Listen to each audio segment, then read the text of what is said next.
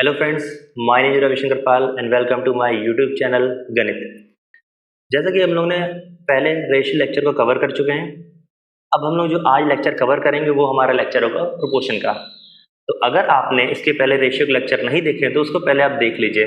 इसका reason simple सा है कि देखिए, अगर आपको प्रोपोर्शन पढ़ना है तो उससे पहले आपको रेशियो अच्छे से आना चाहिए, क्योंकि ये जो चैप्टर्स होते हैं ना, ये एक दूसरे से कनेक्ट होते हैं। अगर आपको रेशियो अच्छे से समझ आया है तो आपको फिर प्रोपोर्शन भी बहुत अच्छे से समझ आएगा। अगर आपने रेशियो ढंग से नहीं पढ़ा है तो फिर प्रोपोर्शन समझने में आपको प्रॉब्लम हो सकती है। तो चलिए स्टार्ट करते हैं प्रोपोर्शन चैप्टर, ठीक है। और कोशिश मेरी ये रहेगी इस चैप्टर को जितना सिंपल समझा सकूं उतनी सिंपल लैंग्वेज में समझाऊं। तो चलिए स्टार्ट करते हैं। आज का हमारा जो टॉपिक है वो प्रोपोर्शन है।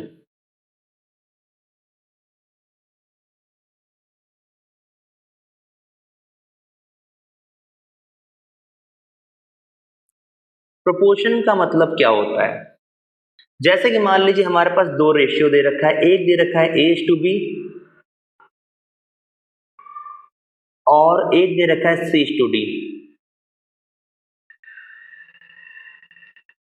अगर ये दोनों रेशियोज आपस में इक्वल हो जाते हैं, मतलब जैसे कि A:B को लिख सकते हैं A/B और C:D को लिख सकते हैं C/D। अगर ये दोनों रेशियोज आपस में इक्वल हो जाते हैं तो इसी को हम लोग क्या कहते हैं? प्रोपोर्शन कहते हैं। इसको हम क्या कहते हैं? प्रोपोर्शन। फॉर एग्जाम्पल के थ्रू समझते हैं इसको हम लोग।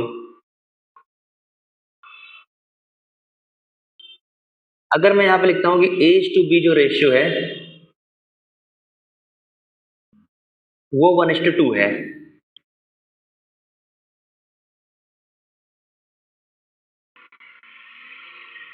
और C:D जो रेशियो है वो भी 1:2 है, तो क्या ये दोनों रेशियो प्रोपोर्शन में है? क्या A/B और C/D दोनों बराबर हैं? बिल्कुल। A/B भी दे रखा है 1/2, C/D भी दे रखा है 1/2। तो ये रेशियोज आपस में इक्वल है, मतलब ये प्रोपोर्शन में है। ये किस में है? प्रोपोर्शन में है। एक और एग्जांपल लेते हैं यहां पर। मान लीजिए A:B रेशियो दे रखा है 6:12 और C:D रेशियो दे रखा है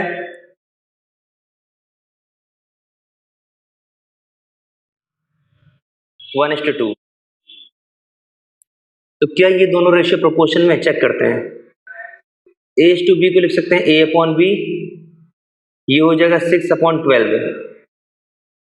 6/12 को 6 से काट सकते हैं, 1/2। सिंप्लीफाई कर दिया रेशियो को। और C/D 1/2 पहले से दे रखा है। अब यहां पर आप देखेंगे कि जब मैंने सिंप्लीफाई किया A/B को तो वो भी 1/2 आ गया, और C/D को जब पहले से दे रखा था 1/2, तो यहां से मैं ये कह सकता हूं कि A/B जो रेशियो है वो C/D के बराबर है। कितना है? 1/2।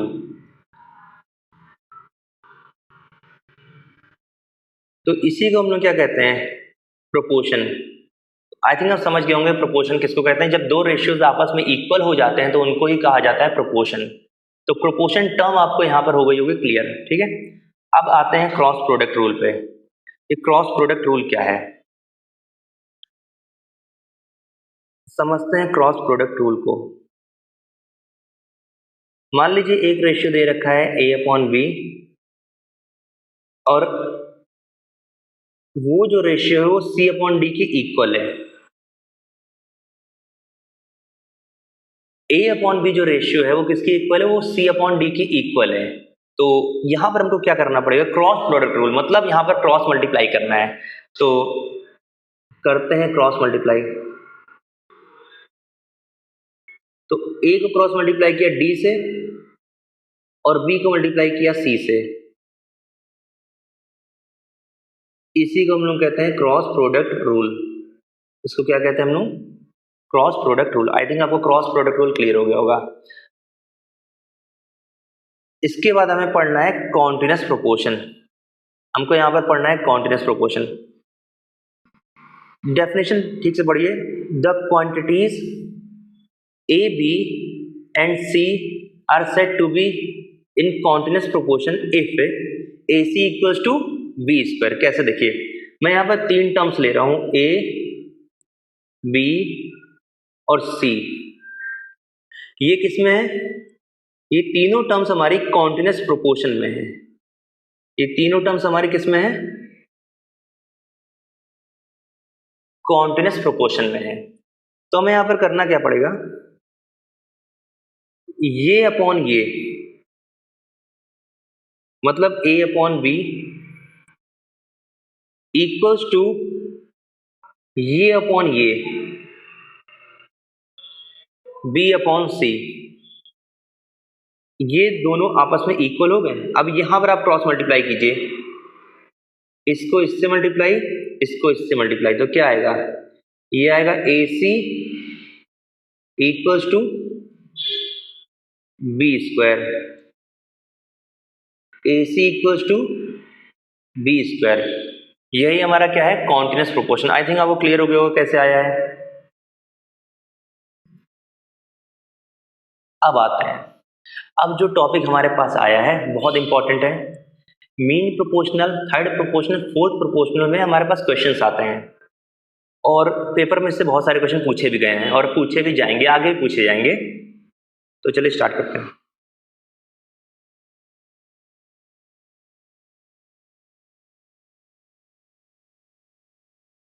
इंपॉर्टेंट है। हमसे मीन प्रोपोर्शनल पूछा है दो नंबरों का। हमसे मीन प्रोपोर्शनल पूछा है दो नंबर को। दो नंबर कौन है? 6 और 18।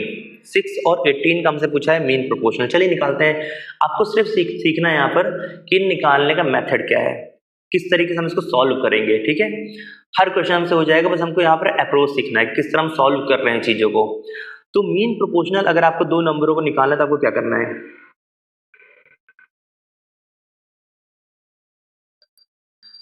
आप लिखिए 6 is to x is the same as x is to 18। थोड़ा सा हर एक टर्म्स के बारे में समझ लेते हैं।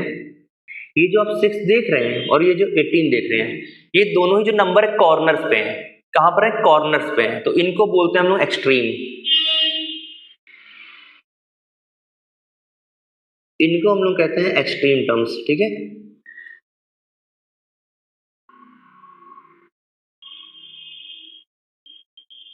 इसी तरीके से ये दो बीच में दो टर्म्स हैं, ये जो बीच में टर्म्स हैं इनको हम लोग कहते हैं means.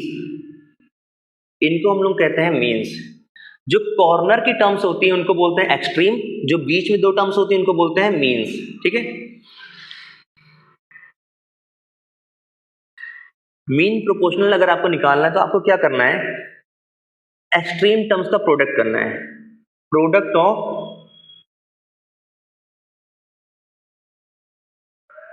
Extreme equals to product of mean. इसको देखिए अप्लाई करेंगे। एक्सट्रीम का प्रोडक्ट क्या होगा? 6 इंटू 18 और मीन का प्रोडक्ट क्या होगा? x into x. 6 इंटू 18 क्या होगा? 108 और ये आपका एक्स स्क्वायर हो जाएगा। तो यहां से x क्या आ जाएगा?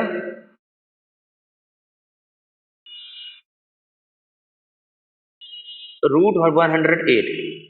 ये हमारा हुआ मीन प्रोपोर्शनल। और ऐसे आपको फाइंड आउट करना है।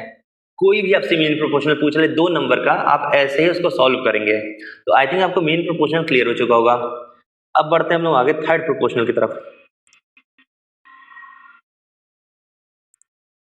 अगर आपसे थर्ड प्रोपोर्शनल पूछा गया है, ठीक है, तो आपको किसका यहां पर पूछा गया है? 18 और 24 का थर्ड प्रोपोर्शनल पूछा गया। तो हमको क्या करना है? 18 लिखना है, ठीक है, कॉमा 24, और जो थर्ड प्रोपोर्शनल है उसको हम लोग एक्स मान लें, थोड़ी देर के लिए लेट कर लेते हैं, एज्यूम कर लेते हैं एक्स। अब इन तीनों की, अब हमें 18, 24 और x पता है। अब देखिए हमें क्या करना है, हमें लिखना है 18 is to 24 is the same as 24 is to, जो मैंने एज्यूम किया था यहाँ पर x, यहाँ पर लिखा x। अच्छा, इस वाले सिंबल को हम लोग पढ़ते क्या है, इसको पढ़ते हैं हम लोग इज द सेम एज, ठीक है, इज द सेम एज। अब अभी अभी हम लोगों ने एक चीज पढ़ा है कि जब हम लोग किसी नंबर को ऐसे लिख लेते हैं तो क्या करते हैं, प्रोडक्ट ऑफ एक्सट्रीम और प्रोडक्ट ऑफ मीन दोनों को इक्वल रख देते हैं। तो अगर यहाँ पर हम लोग प्रोडक्ट ऑफ एक्सट्रीम करें तो क्या होगा, 18 into x equals to product of mean क्या होगा, 24 इंटू 24। तो यहाँ से हमारी x की वैल्यू क्या आ जाएगी, 24 इंटू 24 अपॉन 18। 6 से कट जाएगा 4 टाइम्स, 6 से कट जाएगा 3 टाइम्स, और 3 से ये 24 भी कट जाएगा 8 टाइम्स। तो 4 इंटू 8 32।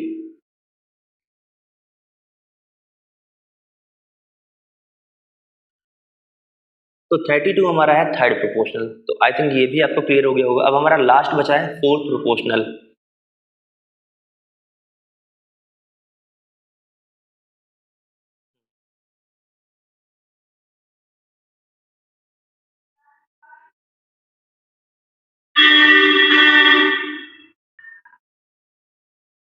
सिक्स 18 15 का हमें फोर्थ प्रोपोर्शनल निकालना है, ठीक है।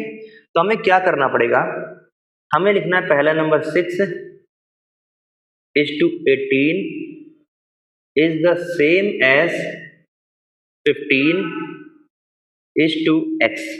इस तरीके से हमें उसे लिख लेना है।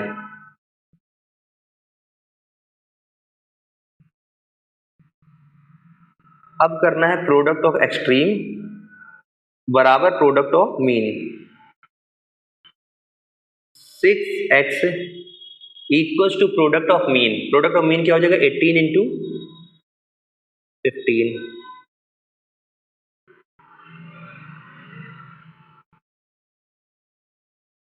18 इंटू 15 इंटू 6 45।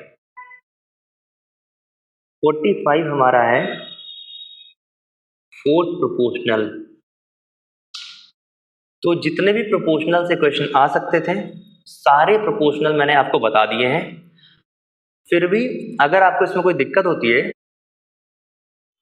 तो अभी आगे चल के मैं इस पर ढेर सारे क्वेश्चंस करवाने वाला हूँ, तो प्रॉब्लम तो आपको नहीं होगी। तो इस पे बेस्ड मैं बहुत सारे क्वेश्चन नेक्स्ट लेक्चर में लाऊंगा, सॉल्व कराएंगे, तो वहाँ से हमें चीज़ें रट जाएंगी। तो अगर आपको मेरे ये लेक्चर्स पसंद आए हो तो प्लीज़ मेरे चैनल को सब्सक्राइब करें। आपके अगर कोई दोस्त हो जो इस चीज़ को पढ़ रहे हो तो उनको भी आप शेयर कीजिए और सब्सक्राइब करवाइए।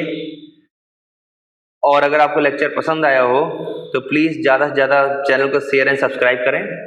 Thank you.